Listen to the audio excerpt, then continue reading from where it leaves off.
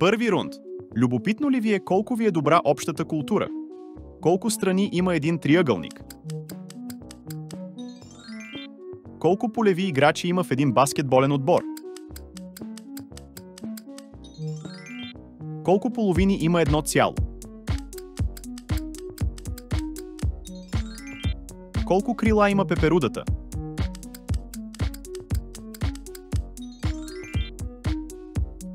Колко грама има в 1 милиграм?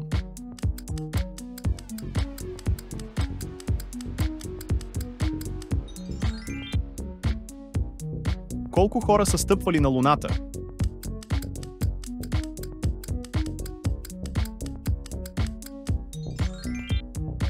Втори рунд. Можете ли да познаете знамената на всички съседни на България държави? Турция, Гърция, Румъния,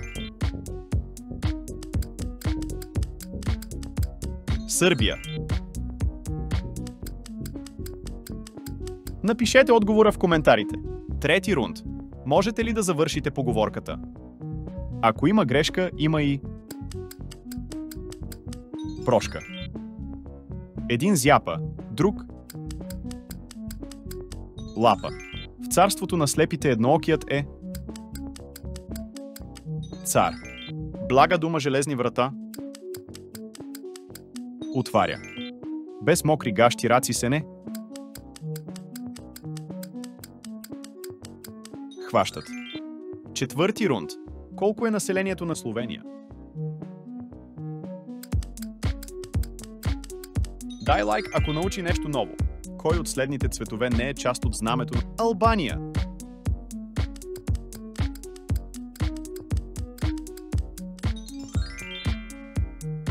Кое е националното животно на България? Нужда от помощ?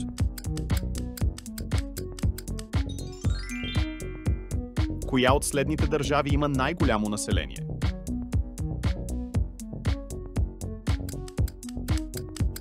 Нужда от помощ?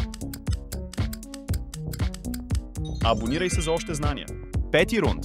Можете ли да познаете всички празници в България? 25 декември, 3 март, 6 май, 24 декември, 24 май, 26 декември, 1 май,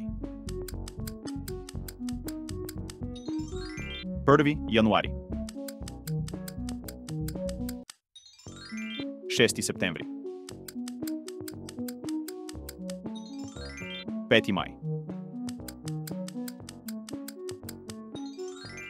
22 септември. Каналът ми е изпълнен със знания за теб.